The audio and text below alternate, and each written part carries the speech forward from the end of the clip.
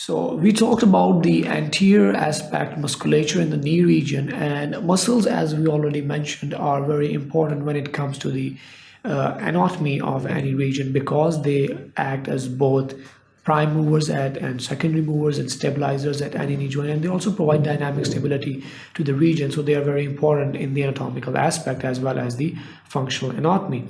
So in this lecture, we are going to talk about the muscles located on the posterior aspect of the knee, which are actually the hamstring group of muscles, and they are responsible for knee flexion. Also going to talk about their attachment, proximal and distal, and their nerve supply as well. So let's start off with the components or the different muscles which make up the hamstring group of muscles. So as I already mentioned, they are located on the posterior aspect. So we have the hamstring, which is the biceps femoris, both long head and short head. We also have the semimembranosus, semitendinosus, and we also have other muscles in addition to the hamstrings which help in knee flexion, including the sartorius, gracilis, gastrocnemius, and popliteus. So sartorius and gracilis are actually muscles of the hip primarily, and gastrocnemius is primarily the muscle of the ankle. So flexion, majorly, as you already said, the majorly it's because of the hamstring, semimembranosus, hamstring we have semimembranosus, semitendinosus, and biceps femoris, and we have another special muscle which is a very small muscle which is known as the popliteus. So starting off with the hamstring group of muscles, we have the semimembranosus. So semimembranosus is located on the medial aspect of the hamstring, or you can say it is the medially oriented muscle in the hamstring group of muscles. So in semimembranosus, we have its attachment, proximal attachment or origin from the ischial tuberosity, which we can see ischial tuberosity is actually a tuberosity on the ischium part of the innominate bones located on the posterior aspect of the pelvis. And there is a great significance, clinical significance of ischial tuberosity because it is the site at which we sit in a normal sitting, and it may get inflamed or because of continuous sitting on hard surfaces. So insertion is on the posterior surface of the medial condyle of the tibia. So this is the posterior aspect, the view is the posterior view, and this is the proximal aspect of the tibia, and this is the medial condyle. So it actually inserts or distally attaches on the posterior aspect of the medial condyle of the tibia. Regarding the function, because it is a multi-joint muscle, so it extends the hip but it also flexes the knee, and the nerve supply is by the sciatic nerve, which includes L5, S1 and S2 spinal nerve roots. The other muscles closely associated with the semimembranosus is semitendinosus, and it has a common origin site as the semimembranosus, which is at the site of the ischial tuberosity.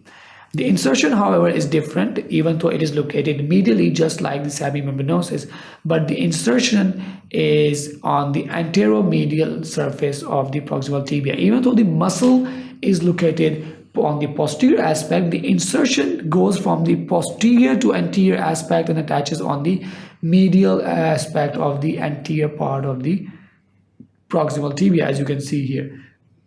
The muscle is posteriorly, it goes down and it turns towards the anterior aspect and then attaches on the proximal aspect of the tibia on the anterior surface. Once again, multiple joint muscle, two joint muscle acting at two joints, causing extension at the hip joint and flexion at the knee joint. Once again, the nerve supply similar to the semimembranosus is by the sciatic nerve via the L5, S1 and S2.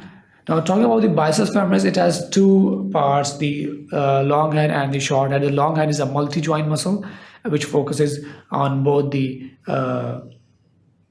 you can say the hip and the knee joint, whereas the short head which only focuses or performs its action at the knee joint. So because it has two heads, so it has two proximal attachments and one distal attachment. So as compared to the semitendinosus and semimembranosus, this muscle is located on the lateral aspect of the knee joint or the knee region, and the long head actually has the same attachment or proximal attachment as the semitendinosus and semimembranosus, which is at the site of the ischial tuberosity. But it is actually the short head which has a different proximal attachment site, which is on the posterior aspect of the femur at the lateral lip of the linea aspera. The insertion is common, which is on the fibular head, which makes it evident that this muscle is located laterally to the knee. And action, as I already mentioned, that long head is multi-joint muscle, so long head of the biceps femoris acts as both hip extensor and knee flexor, whereas short head is a single joint muscle, so it only acts as a knee flexor. Talking about the nerve supply, so nerve supply is once again different, even though the spinal nerve roots are same, L5, S1 and S2, but long head is supplied by the sciatic nerve itself, whereas the short head is supplied by the common peroneal nerve or the common fibular nerve as well. Last but not the least of the primary knee flexor is the popliteus.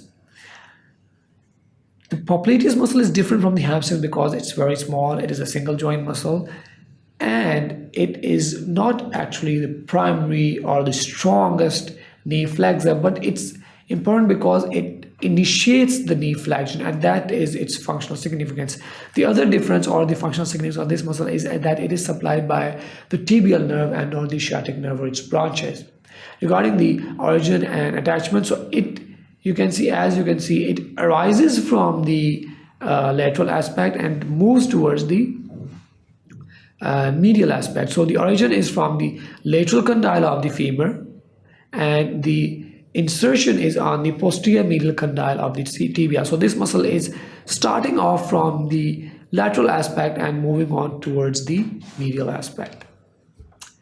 Another muscle which is not actually a prime mover of the knee joint, but it is important because it is present in this region. It also makes the two inferior muscular boundaries of the popliteal fossa. So that's why I have included this in the muscles of the posterior aspect of the knee region, and that is the gastrocnemius. Even though its primary function is at the ankle joint in terms of ankle plantar flexion, but it is a multiple joint muscle, so it participates both at knee and ankle, and also works as a knee flexor.